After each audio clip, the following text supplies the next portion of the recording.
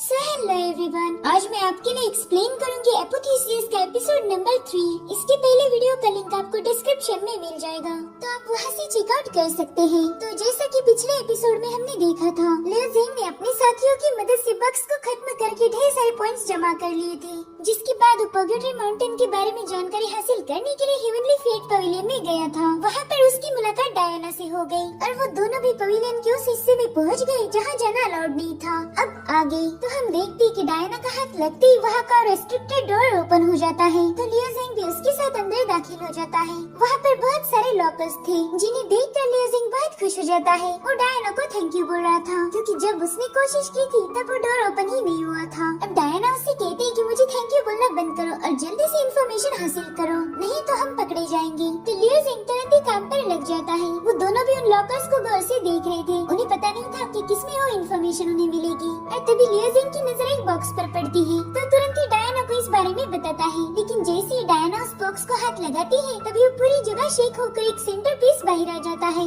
Diana लियो Zeng को बताती है कि ये कॉम्बिनेशन लॉक जैसा दिख रहा है। तो लियो ज़ेंग कहता है कि मुझे पता नहीं क्यों ऐसा फील हो रहा है कि मैंने ये बॉक्स पहले भी कहीं पर देखा है, लेकिन इसे यूज कैसे करना है ये मुझे नहीं पता। जिसके बाद उस लॉक को घुमाता है और तभी वो पूरी जगह शेक होने लगती है। ये देखकर वो दोनों भी बहुत डर जाते हैं। जिसके बाद एक छोटा सा फॉर्मेशन क्रिएट होकर इन लोगों पर एरो शूट करने लगता है। अब उनसे बचने के लिए लियो ज़ेंग तुरंत ही अपना डैगर निकाल लेता है और हवा में जंप लगाकर उन सारे एरोज को हिट करके डिस्ट्रॉय कर देता है। उसे लग रहा था कि अब एरो शूट नहीं होंगे, मगर वो तो गलत था। इस बार वो फॉर्मेशन एक्टिवेट होकर इस पर एरोज की बारिश की है।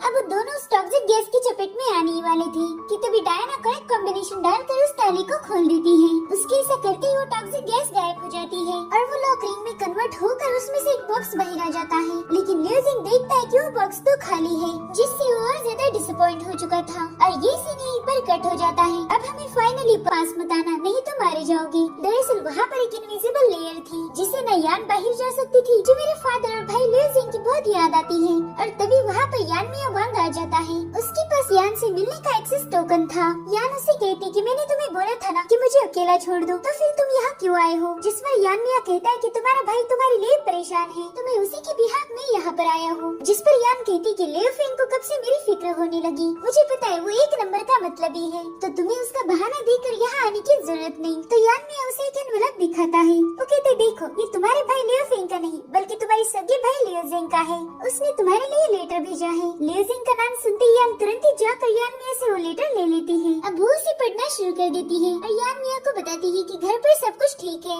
और वो मुझे बहुत मिस करता है। शायद वो भी जल्दी क्लियर स्काई को ज्वाइन करेगा। लेकिन यान को लेटर थोड़ा अजीब लग रहा था, क्योंकि लियो ज़ेंग ने अपनी ट्रेनिंग के बारे में उसमें कुछ भी नहीं लिखा था। वो कहती पहले तो मेरा भाई मुझे उसकी ट्रेनिंग के बारे में सब कुछ बताता था। जिसके बाद वो यान मियाँ से पूछती है कि मुझे सच बताओ, क्या लेटर वाकई लियो ज़ेंग ने भेजा है? तो यान मियाँ थोड़ा कंफ्यूज होकर कहता है कि हाँ ये तो उसी ने भेजा है, शायद वो बिजी होगा इसलिए उसने ट्रेनिंग के बारे में कुछ नहीं लिखा। ये भी तुम्हारे लिए लियो ज़ेंग ने भेजा है। अब तो तुम्हें मुझ पर यकीन करना ही होगा, क्योंकि ये तो उसी का है। तो यान उस स्लिंगशॉट को देखकर थोड़ा इमोशनल हो जाती है। वो कहती कि ये मेरे भाई ने मुझे बचपन में बना के दिया था। अब उसे मायूस देखकर यान मियाँ उसे एक हेयर पिन दिखाता है और कहता है कि प्लीज इसे भी एक्सेप्ट कर लो, ये मेरी तरफ से है। लेकिन यान उसे साफ साफ इनकार कर देती है। जिसके बाद यान मियाँ कहता है कि अगर तुम चाहो तो मैं हर दिन तुम्हें विजिट कर सकता हूँ। मैं तुम्हारी बचपन की स्टोरी सुनूंगा, जिससे तुम्हें यहाँ पर बोर भी नहीं होगा। लेकिन यान उससे बहुत ही रूखे लहजे में बात कर रही थी। वो कहती कि तुम यहाँ बस मुझे लेटर देने आया करो। यान की बातों से यान मियाँ समझ जाता है कि वो उसमें बिल्कुल भी इंटरेस्टेड नहीं है, जिससे उसे बहुत गुस्सा आ रहा था। इधर लियो ज़ेंग और डायना उसी चेम्बर में थे,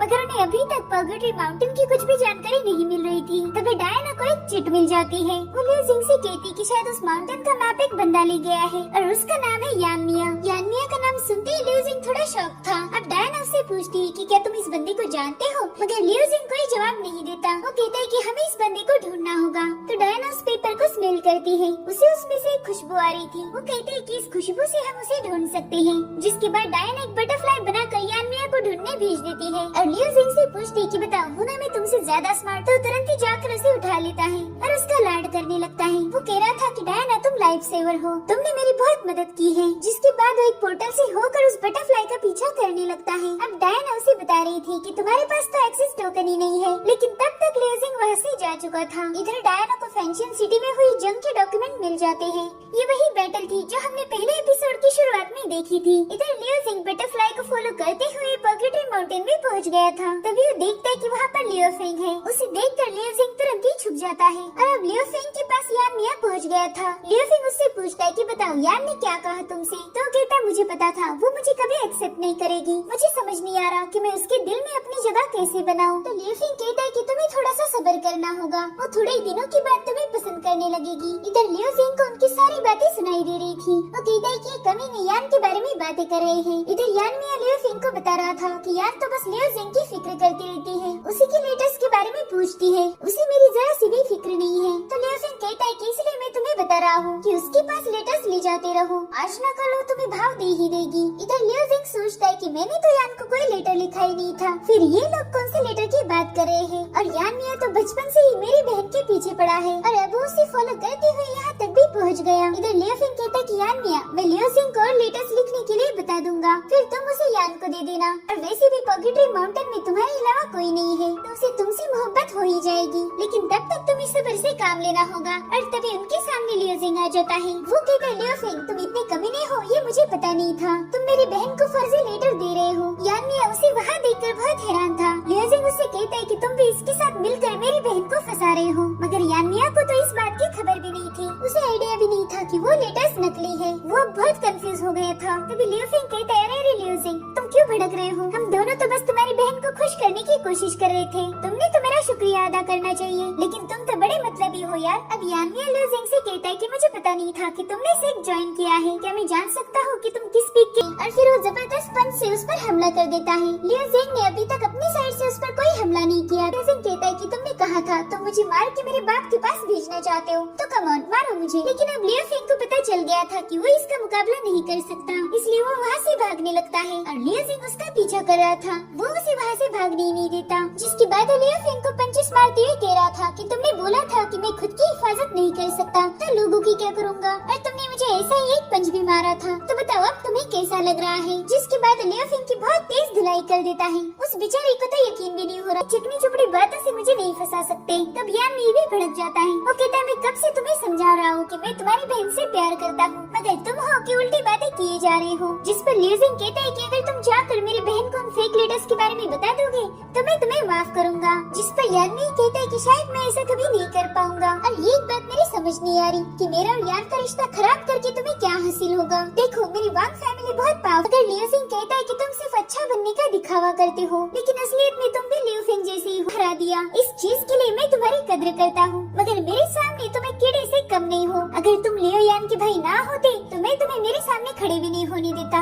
जिसके बाद यानी को लग रहा था कि लियोजिंग ने हार मान ली होगी, मगर वो तो गलत था। अब लियोजिंग तुरंत ही उस पर हमला करता है। यान इस अटैक से बहुत शॉक था। अब लियोजिंग अपने डैगर को उसकी तरफ शूट कर देता है, तो यान उसे हिट कर लेता है और कहता है कि मैं तुम्हारी बहादुरी की कद्र करता हूँ, मगर अब में ही मारे गए। इधर लियोजिंग सस उसकी बॉडी में एंटर करता है, तभी वहाँ पर बहुत बड़ा ब्लास्ट हो जाता है। लेकिन यान नहीं देखता है कि लियोजिंग तो उस भाई को बचा पाओ। तभी एल्डर उसके पास आकर बताते हैं कि ये शेन हिंजी ने बनाई हुई शील्ड है। इसी तो सतो होने से रहा क्योंकि लियोजिंग की मदद करने के लिए कोई आ रहा है। इधर लियोजिंग की मार खाते हुए हालत खराब हो गई थी, लेकिन उसने अभी तक हार नहीं मानी थी। इधर यान में भी समझ गया था कि लियोजिंग के पास डीमन की सेम ग्रेट टेक्निक है, तो अब वो उसे खत्म करने के लिए एक बहुत बड़ा लोटस फ्लावर बना देता है और वो सारी ट्रू एसेंस को एब्जॉर्ब कर रहा था। जिसके बाद वो फ्लावर तेजी से स्पिन होकर लियोजिंग को मारने की कोशिश कर रहा था। तभी यान में कहता है लियोजिंग तुम्हें फक्र महसूस होना चाहिए कि तुम मेरे लोटस से मर रहे हो। और लियोजिंग को देर से ही सही मगर समझ आ गया था कि वो अभी तक इतना पावरफुल नहीं जो नेक्स्ट स्टेज वाले बंदे को हरा पाए। जिसके बाद अपने फादर से माफी मांगते हुए गिव अप कर देता है। तभी अज़ूर ड्रैगन कहता है कि ये लड़का अभी भी बहुत कमजोर है, इसे मेरे पावर्स की जरूरत है।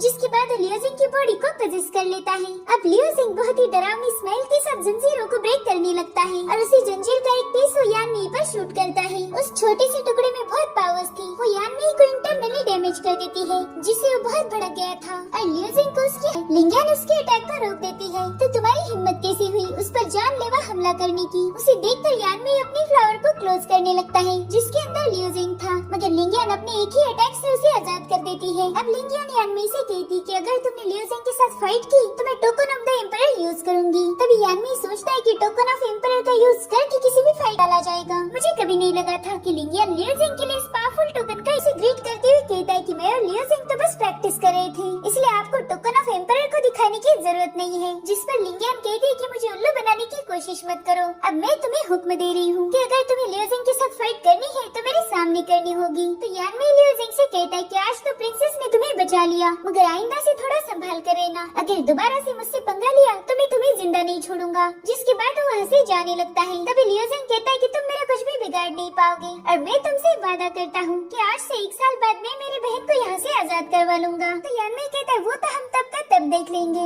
अब उसके जाने के बाद प्रिंसेस लियो जिंग के पास आ जाती है, लेकिन वो तो माउंटेन की तरफ जा रहा था। वो कहता है कि आप यहाँ से चली जाओ, मैं यहाँ नहीं जा सकती। वहाँ पर एक ह्यूज एरी है, उसे 6 डायरेक्शन स्टार एरी कहा जाता है। तुम्हारे फिलहाल के पावर्स के साथ तुम पहाड़ के टॉप तक भी नहीं जाओगे। तो यान से मिलना तो दूर ही रहा और तभी लियो जिंग नीचे गिर जाता है। उसमें जरा सी भी पावर्स नहीं बची थी। प्रिंसेस उससे पूछ रही थी कि तुम खुद के साथ ऐसा क्यों कर रहे हो, जिस पर लियो जिंग बताता है कि मेरे फादर हमेशा कहते रहते थे कि जब तक अपनी मंजिल को हासिल ना करो तब तक रुकना मत, और मेरे पास फैमिली के नाम पर बस यान ही बची है, वो यहाँ पर कैद है, तो क्या मैं बस बैठ के तमाशा देखूं? और तभी प्रिंसेस को एक विजन आता है जिसमें उसका भाई पहाड़ से नीचे गिर रहा था। प्रिंसेस उसे बचाने की पूरी कोशिश करती है। प्रिंसेस को बहुत दुख हुआ था, तो अच्छी तरह से समझ सकती थी कि लियो जिंग पर क्या बीत रही होंगी। अब वो लियो जिंग का हाथ पकड़कर कहती है कि लियो जिंग, तुम इतने दिनों के बाद अपनी बहन से मिलोगी, क्या तुम इस हालत में उसके सामने जाना चाहते हो? और फिर अगले सीन में हम देखते हैं कि प्रिंसेस लिंगियन ने उसके जख्मों को हील कर दिया था, मगर उसकी इंटरनल इंजरीज अभी जैसे की वैसी थी।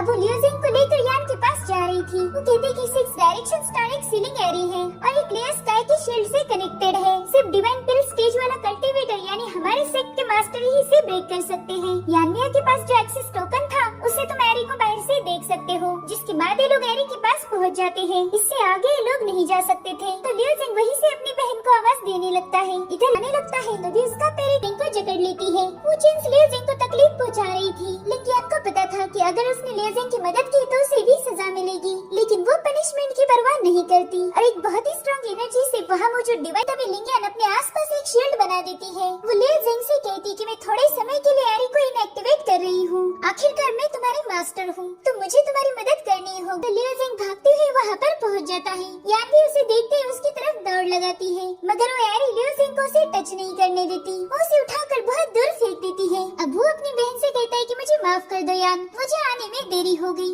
जिस पर यान कहती है कि तुम यहाँ पर आई वही बहुत बड़ी बात है, मैंने तुम्हें बहुत मिस किया। अब वो लियो जिंग से उनके फादर के बारे में पूछती है, मगर लियो जिंग जानता था कि वो पहले ही बहुत दुखी है, तो उसके फादर की मौत के बारे में बताकर वो उसे और दुखी नहीं करना चाहता था, इसलिए वो उससे झूठ बोलता है। वो कहता है कि फादर ठीक है, वो घर पर है। इधर लिंगियन उस एरी को ज्यादा देर तक रोक नहीं सकती थी, तो लियो जिंग को बाहर बुलाने लगती है और थोड़ी देर में वो एरी पूरी तरह से शेक हो रही थी। अब लियो जिंग अपनी बहन से वादा करता है कि वो उसे जल्दी वहाँ से लिंगियन से कहता है कि सीनियर मुझे नहीं पता कि मैं आपका शुक्रिया कैसे अदा करूँ, लेकिन लिंगियन उसकी बातों पर ज्यादा ध्यान ही नहीं देती और उसे अपने साथ ले जाने लगती है। इधर यान सेक्ट हेड से बोल रही थी कि जो भी सजा देनी हो मुझे दीजिए, मेरा भाई सिर्फ मुझसे मिलने ही है, आपकी इस बिल की कीमत नहीं चुका पाऊंगा। अब वो उससे पूछता है कि मैंने आपके हुक्म को नहीं माना, लेकिन फिर भी आप मेरी मदद कर रही हो। जिस पर लिंगियन कहती है कि मैंने तुम्हारे लिए जो कुछ भी किया है उसकी कीमत तुम्हें आगे चल के चुकानी होगी, तो ये मत सोचो कि मैंने तुम पर कोई एहसान। बहुत बहादुर है और अपनी फैमिली के लिए किसी भी हद तक जा सकता है, और वही दूसरी तरफ मेरी फैमिली है जो पावर्स को हासिल करने की हर एक कोशिश कर रही है। अब वो अपने फादर को याद करते हुए कहती कि आप कहाँ पर हो, प्लीज वापस आ जाओ। जिसके बाद हम अगले सीन में डायना को देखते हैं जो फैंशन में हुई जंग की विजन्स देख रही थी। उसे ज़ीफांग और निंग्यूडी की फाइट देखकर बहुत तकलीफ होने लगती है। इधर पर्ग्यूटरी माउंटेन में अचानक से बिजलियाँ कड़कने लगती है और तभी उनमें से एक विशाल डीमन बाहर आ जाता है। जिंगशियन उसे देखकर ही समझ जाते हैं कि डीमंस के लीडर ज़ीफांग का डोपलगैंगर है, यानी कि उसका दूसरा फॉर्म है। शायद इसने लियो यान के एग्जिस्टेंस को भांप लिया है, तो वो यान को जल्दी से अपनी सेंट को हाइड करने के लिए बोलते हैं और कहते कि तब तक बाहर मत आना जब तक मैं तुम्हें ना बुलाऊं। अब जिंगशियन वहाँ के रॉक्स पर 6 डायरेक्शन स्टार बना देते हैं। उनके ऐसा करते ही ब्रेक हो चुकी शील्ड दोबारा से रिपेयर हो जाती है। अब ज़ीफांग कहता है जिंगशियन ये लड़की मुझे चाहिए क्योंकि इसमें एक्सट्रीम इनकॉन्स्टिट्यूशन है, अगर तुम मेरी बात नहीं मानोगे तो मैं इसी वक्त तुम्हें खत्म कर दूंगा। जिस पर जिंगशियन कहते हैं कि क्लियर्स कैसे फियांग एनर्जी को इकट्ठा करता है, तो यहाँ वो लड़की है ही नहीं जिसकी तुम्हें तलाश है। तो ज़ीफांग कहता है कि ये चालाकी अपने पाई बनाई है, अब इसी से मैं तुम्हें खत्म कर दूंगा। जिसके बाद वो क्लियर स्काई का नाम लेते देखते हुए अपनी पावर्स का यूज करने लगते हैं, जिससे वो सोर्ड एक्टिवेट होकर ज़ीफांग पर अटैक करने चली जाती है। तो ज़ीफांग भी ढेर सारे इवल बैट्स बनाकर उस सोर्ड पर हमला कर देता है। अब वो सारे बीस्ट ह्यूमन पनिशिंग सोर्ड पर टूट पड़ते हैं, जिससे वो बिखरना शुरू हो जाती है। अब ज़ीफांग कहता है कि तुम लोग जिंगशियान उसकी पावर्स देखकर हैरान थे। इन दोनों की जंग का असर इधर डायना पर भी हो रहा था। उसके सिर में बहुत तेज दर्द होने लगता है और तभी उसे कुछ विजन्स आते हैं, जिसमें उसे निंग्यूडी नजर आ रही थी। अब वो अचानक से हवा में फ्लोट करने लगती है और तभी उसे एक हेवनली पीकॉक भी नजर आता है। निंग्यूडी इसी पीकॉक पर सवार हुआ करती थी। अब डायना को ये सब क्यों दिख रहा था, ये हमें आगे के एपिसोड में पता चलेगा। So thank you for watching. अगर आपको ये वीडियो पसंद आई हो तो प्लीज लाइक एंड कमेंट जरूर कीजिए। Bye bye, take care.